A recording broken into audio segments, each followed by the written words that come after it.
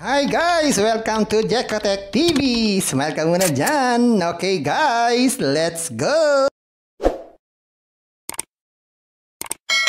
Eto guys, ito yung kanilang registration form. Magre-register tayo. Naglagay tayo ng ating phone number o cellphone number, password, tapos password ulit, tapos itong code. Gawin na natin yan, ganyan lang. Click natin register. Ito nga guys, after natin mag-sign up, wala silang binibigay na libre. 0. Pero pwede tayong mag-invest gamit ang ating zero balance. Pag nag-invest tayo, magkakaroon tayo ng investment gamit ang ating zero balance. Punta lang tayo sa investment, dito sa home. Yan. So ito yun. So magkakaroon tayo ng 5 days ng rate of return na 20%. Ang total profit niyan ay 100 pesos. Ang daily ay 20 pesos. Gamit lang yan ating zero balance. Biglang itong buy. Yan, sabi dyan, successfully purchased. Yan, dito sa records, meron na tayong na-purchase na investment. So, maliban dyan, yung iba ay meron na pong kailangang labas na pera. Sa pag-withdraw, bago mag-withdraw, click lang itong me, click lang itong bind bank card. Yan, lagyan dito ang holder's name, pili tayo ng bank, piling GCash or Maya. Yan, lagyan GCash name at saka GCash number. Yan. So, kompleto na. Pwede na tayo mag-withdraw. Check na natin ang withdrawal kung magkano. Yan, ang single withdrawal ay 100 pesos ang minimum, 10K ang maximum at anytime pwede tayo mag-withdraw. Yan, pwede tayo magpalit-palit ng bangko at pwede tayo mag-check ang ating investment dito sa my order at meron silang FAQ para sa mga frequently asked question. At meron ding about us, customer support, official group para tayo makipagkwentuhan at mag-log out na lang tayo pag ayaw natin sa application na to. Ayan. Isang application na naman. Para na naman ito sa mga risk taker. Hindi ito pwede sa mga naghahanap ng long-term investment. Sa mga risk taker, ingat din bago mag-invest.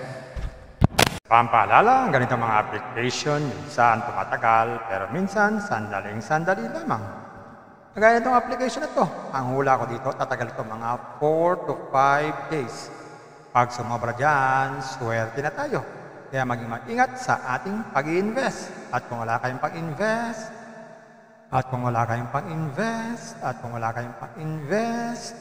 Kung may free, sa free na lang muna tayo. Kung may free, sa free na lang muna tayo. At sa pampaalala, ganito mga application, minsan tumatagal, pero minsan sandaling-sandali lamang.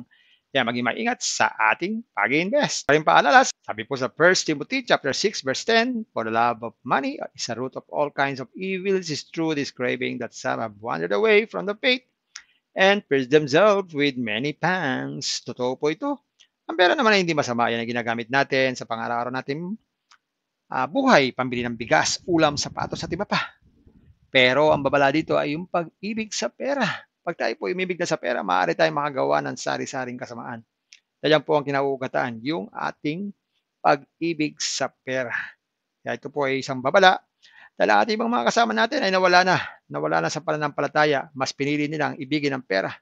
Hindi natin alam kung nasaan sila. Kaya pinag-iingat po tayo dito. Mag-iingat po tayo sa pag-ibig sa pera. Bye-bye. Ingat lagi sa pag-invest. Bye. Hi guys! Welcome to Jekotech TV! Smile ka muna dyan! Okay guys, let's go! Eto guys, ito yung kanilang registration form. Magre-register tayo. Naglagay tayo ng ating phone number o cellphone number, password, tapos password ulit, tapos itong code. Gawin na natin yan, ganyan lang. Click natin register. Ito nga guys, after natin mag-sign up, wala silang binibigay na libre. 0. Pero pwede tayong mag-invest gamit ang ating zero balance.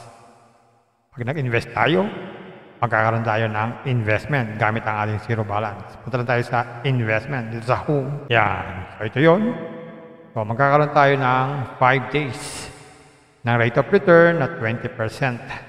Ang total profit niyan ay 100 pesos. Ang daily ay 20 pesos. Gamit lang yan ating zero balance. Biglang itong buy.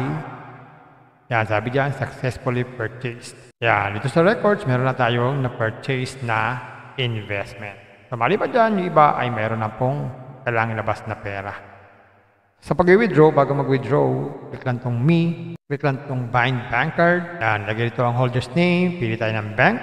Pwedeng GCash or Maya. Yan, lagyan GCash name at saka GCash number. Yan. So, kompleto na. Pwede na tayo mag-withdraw. Check na natin ang withdrawal kung magkano. Yan, ang single withdrawal ay 100 pesos ang minimum. 10K ang maximum at anytime pwede tayo mag-withdraw. Yan, pwede tayo magpalit-palit ng banko at pwede tayo mag-check ang ating investment dito sa my order at meron silang FAQ para sa mga frequently asked question. At meron ding about us, customer support, official group para tayo makipagkwentuhan at mag-log out na lang tayo pag ayaw natin sa application na to. Ayan, isang application na naman para na naman ito sa mga risk taker. Hindi ito pwede sa mga naghahanap ng long-term investment. Sa mga risk taker, ingat din bago mag-invest. Pampaalala, ang ganitong mga application minsan tumatagal pero minsan sandaling-sandali lamang. Kagaya itong application na to, ang hula ko dito, tatagal ito mga 4 to 5 days. Pag sumobra dyan, swerte na tayo. Kaya maging mag-ingat sa ating pag-i-invest. At kung wala kayong pag-invest,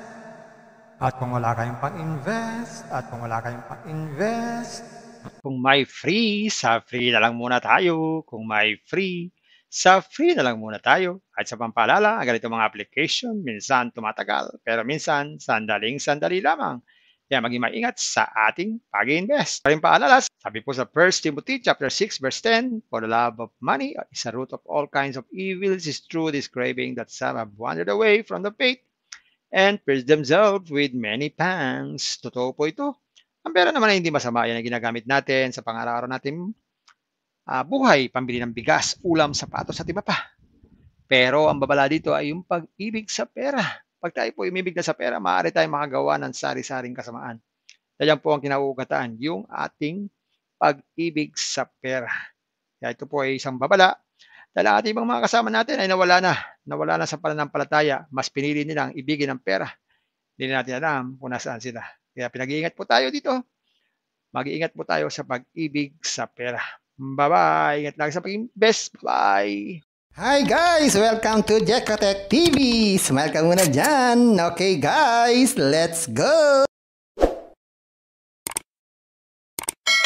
Eto guys, ito yung kanilang registration form. Magre-register tayo. Naglagay tayo ng ating phone number o cellphone number, password, tapos password ulit, tapos itong code.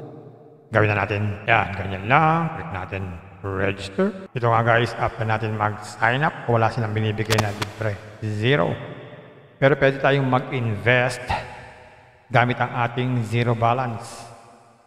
Pag nag-invest tayo, magkakaroon tayo ng investment gamit ang ating zero balance. Punta lang tayo sa investment, dito sa home. Yan. So ito yun. So magkakaroon tayo ng 5 days ng rate of return na 20%. Ang total profit niyan ay 100 pesos. Ang daily ay 20 pesos. Gamit lang yan, ating zero balance. Click lang itong buy. Yan, sabi diyan, successfully purchased. Yan, dito sa records, meron na tayong na-purchase na investment. So, maliban dyan, yung iba ay meron na pong kailangang ilabas na pera. Sa pag-withdraw, bago mag-withdraw, click lang itong me. Click lang itong bind bank card. Yan, lagyan ito ang holder's name. Pili tayo ng bank. Pwedeng GCash or Maya. Yan, lagyan GCash name at saka GCash number. Yan. So, kompleto na. Pwede na tayo mag-withdraw. Check na natin ang withdrawal kung magkano. Yan, ang single withdrawal ay 100 pesos ang minimum. 10K ang maximum at anytime pwede tayo mag-withdraw. Yan, pwede tayo magpalit-palit ng banko at pwede tayo mag-check ang ating investment dito sa my order at meron silang FAQ para sa mga frequently asked question. At meron ding about us, customer support, official group para tayo makipagkwentuhan at mag-log out na lang tayo pag ayaw natin sa application na to. Ayan, isang application na naman para na naman ito sa mga risk taker. Hindi ito pwede sa mga naghahanap ng long-term investment. Sa mga risk taker, ingat din bago mag-invest. Pampaalala, ang ganitong mga application minsan tumatagal pero minsan sandaling-sandali lamang. Kagaya itong application na to, ang hula ko dito, tatagal ito mga 4 to 5 days. Pag sumobra dyan, swerte na tayo. Kaya maging mag-ingat sa ating pag-i-invest. At kung wala kayong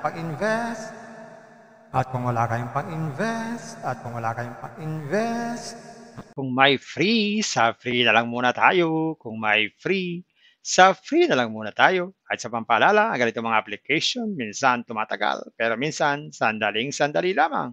Kaya maging maingat sa ating pag-invest. Paring paalala, sabi po sa 1 Timothy chapter 6 verse 10, for the love of money is a root of all kinds of evils, is true this craving that some have wandered away from the faith and pierced themselves with many pangs. Totoo po ito.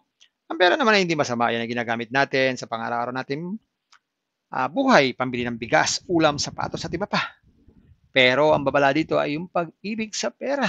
Pag tayo po umibig na sa pera, maaari tayong makagawa ng sari-saring kasamaan.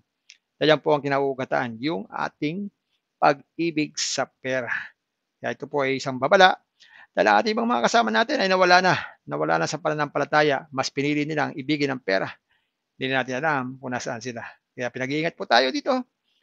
Mag-iingat po tayo sa pag-ibig sa pera. Bye-bye. Ingat lagi sa pag-invest. Bye. Hi guys! Welcome to Jekatech TV! Smile ka muna dyan! Okay guys, let's go!